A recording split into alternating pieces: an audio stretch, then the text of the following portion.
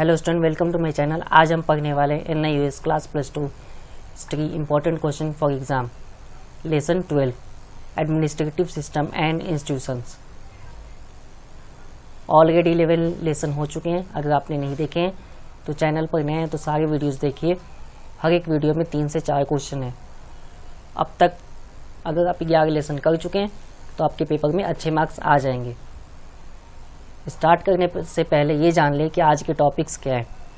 केवल इस चैप्टर में 3 ही टॉपिक्स पे क्वेश्चन आए हुए हैं 10 साल के अंदर।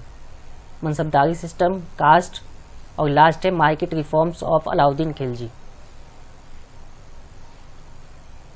क्वेश्चन के पैटर्न सिंपल है। 18 क्वेश्चन होते हैं केवल, जिसमें से 10 से 12 क्वेश्चन करने वाला पास हो जाता है, इवन 7 क्वेश्चन करने वाला भी।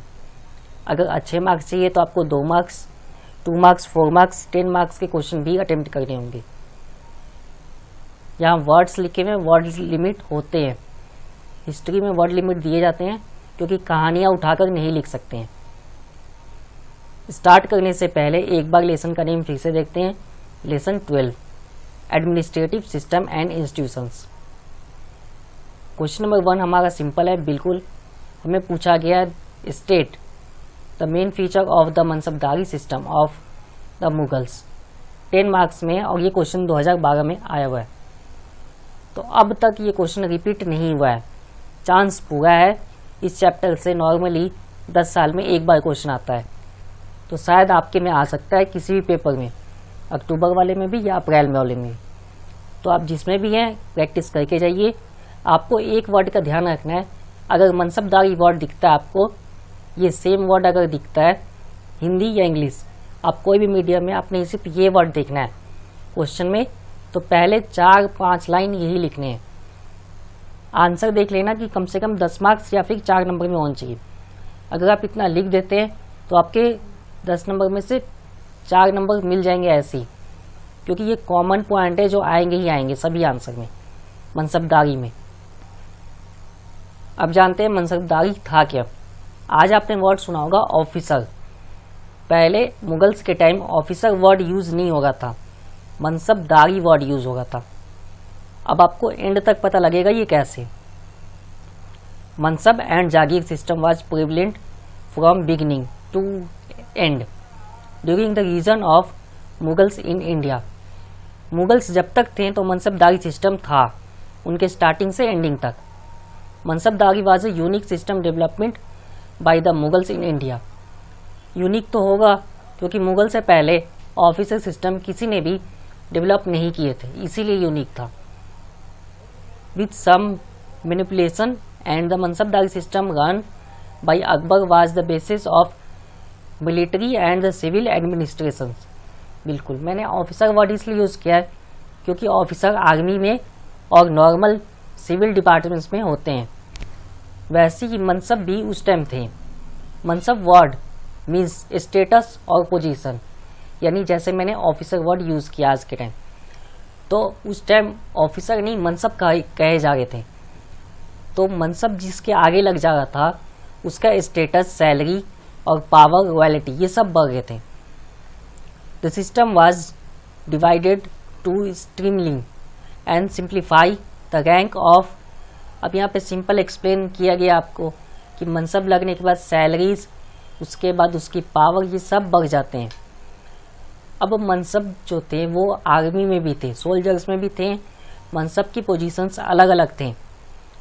अबुल फजल राइटर था अकबर के टाइम, तो जो भी चीज़ें अकबर के राज्य में हो गए थे वो सब अबुल फजल ने लिखे हैं।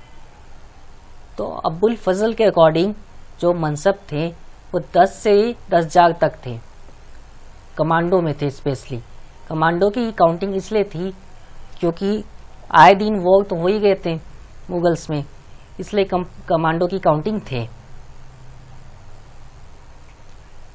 मनसब enjoy military security and higher rank. ये सिंपल है, जो मनसब लग जा गए थे उन्हें हायर सिक्योरिटी मिल गए थे और हायर रैंक मिल गए थे। तो सिंपल क्वेश्चन था और इजी भी था। अब तक आपको पता लग गया होगा मनसब की मीनिंग, पोजीशन, पावर, और अकबर के टाइम मनसब आर्मी कमांडो में कितने थे।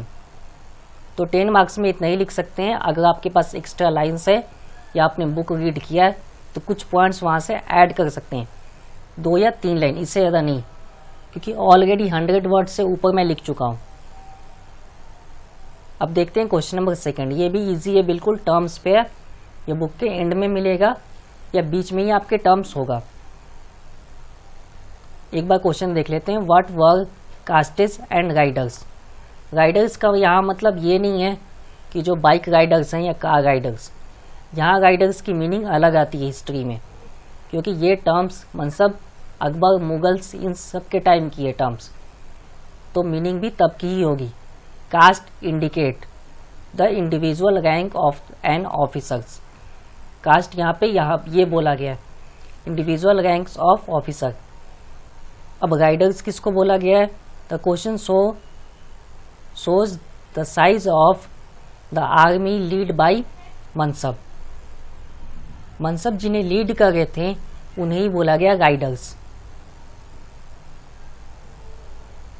ये क्वेश्चन आपके आया हुआ था 2015 में, एक ही पेपर में ये दोनों क्वेश्चन थे, तो ऐसा नहीं है कि आपके क्वेश्चन आते नहीं है इस चैप्टर से। आप देख चुके हैं 2012 में, 15 में क्वेश्चन आया हुआ है। उसके बाद ये क्वेश्चन इस चैप्टर से नहीं आया हुआ है, आगे पीछे से आ जाते हैं, क्योंकि नॉर्मली 28 चैप्टर हैं, तो टारगेट 28 को नहीं, सिर्फ 10 से 12 चैप्टर को टारगेट किए जाते हैं या 15 को। सिलेबस वाइड होने के कारण एनआई इसके पास इजी वे है पेपर बनाने के लिए। अब जो ये क्वेश्चन है ये ऑलरेडी मैं करा चुका हूँ, अगर आपने पहले वीडियोस देखे हैं दिल्ली सल्तनत तो वहाँ आपको पता होगा। यहाँ पे क्वेश्चन रिपीटेड है, कुछ पॉइंट्स इसमें ऐड होगा तो होगा, नहीं तो मुझे लगता है कि ये रिपीटेड है। आप एक बार देख के बताना। चैनल पे नए हैं तो चैनल को सब्सक्राइब कीजिए। अगर आपके कोई भी क्वेश्चन है सब्जेक्ट रिगार्डिंग तो कमेंट बॉक्स में पूछ सकते हैं। क्वेश्चन 3 है, ये क्वेश्चन 2015 में आया हुआ है। Discuss the object behind the market reforms of Alauddin Khilji. What were the market regulation set by him. 10 marks में 2015 में आया हुआ क्वेश्चन है। अब इम्पॉर्टेंट फैक्ट ये आता है कि इतने सारे किंग थे, किंग कह लीजिए, रूलर कह लीजिए, शासक जितने थे, सब में यूनिक क्वालिटी थी। इवन कोई भी अगर पावरफुल प्रेसिडेंट या प्राइम मिनिस्टर बनता है तो उसके पास यूनिक क्वालिटी होती है। जब तक यूनिक क्वालिटी नहीं होएगा उसे एक राजा की सिंहासन नहीं मिल सकती।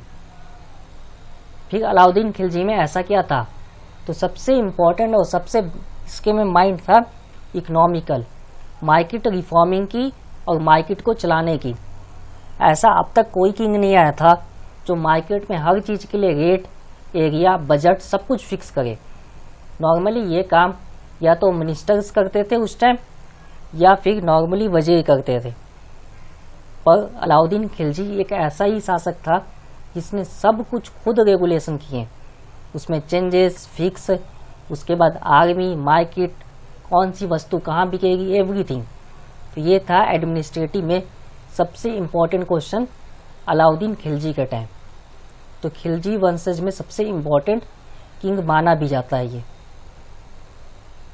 और आपके क्वेश्चन में आया तो ऑलरेडी इम्पोर्टेंट और हो जाएगा। तो देख लेते हैं क्या क्या चेंजेस किया है मार्केट रिफॉर्म में। अलाउद्दीन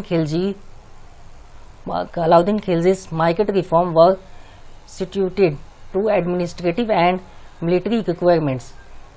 अब नॉर्मली कोई भी किंग हो, 2 चीज़ पहले करेगा, एक एडमिनिस्ट्रेटिव और दूसरा मिलिट्री, क्योंकि यही दोनों पूरी की पूरी कंट्री को चलाते हैं। तो same measure taken by Alauddin Khilji to establish control over the market is one of the most important policy. बिल्कुल। अब कौन सी इम्पॉर्टेंट पॉलिसी थी? वो ये, want to huge army he fixed low price of. अब यहाँ पे सीधा बोला गया कि सबसे पहले तो आर्मी के लिए जो आर्मी चाहिए थी जितनी, उसके लिए फिक्स किया, मार्केट फिक्स की। अब आर्मी चाहिए का इसका मतलब ये नहीं कि आर्मी खरीदे जा रहे, इसका मीनिंग ये है कि आर्मी की जो नीड्स थी, यानी वस्तुएं, घोड़े, सामान, उन सब के लिए एरिया फिक्स हुआ, प्योर क्वालिटीज़ की वस्तुएं मिलने लगी। देन उसके बाद एक मार्केट फिक्स हुआ प्रॉपर, जिसमें हर चीज़ को बेचा जा रहा था और ख़रीदा जा रहा था, जिसे ग्रैंड मार्केट कहा गया, मंडी। आपने ये वर्ड सुना होगा, मंडी। यही इसमें कपड़े, घोड़े, जानवर, इवन दास भी मिल गए थे। अगर किसी को काम करने वाले वर्कर चाहिए परमानेंट, तो पैसे देकर खरीद के ले जा सकता है, ऐसी पॉलिसी थी। उसके बाद अलाउद्दीन अपॉइंटेड एन सायनाई मंडी। अब सब कुछ तो था, एक प्रॉब्लम थी कि मंडी चलाने के लिए, उस पर नज़र रखने के लिए एक इंफॉर्मेशन ऑफिसर चाहिए था। उसके लिए एक डिपार्टमेंट बना, वो था डिपार्टमेंट सायनाई मंडी। डिपार्टमेंट वर्ड उस टाइम नहीं था, मैं यूज़ कर रहा हूँ ताकि आपको याद हो। तो सायनाई मंडी एक प्रकार का डिपार्ट था जिसमें इंफॉर्मेशन ऑफिसर काम कर रहे थे। अपार्ट फ्रॉम सायनाई मंडी, Alauddin Khilji use to get daily market information, यानी मार्केट में जो भी चीज़ें डेली हो गए वो सब सायनाई मंडी के द्वारा अलाउद्दीन खिलजी तक पता चल जा रहा है। अगर कोई भी कुछ गड़बड़ करता है या कोई मार्केट में उथल पुथल या फिर कुछ भी गड़बड़ करता है तो उसको पनिशमेंट आसानी से दिया जा सकता था। अगर कोई गलती करते हुए पकड़ा गया तो उसके लिए पनिशमेंट सेम था जैसे आज है।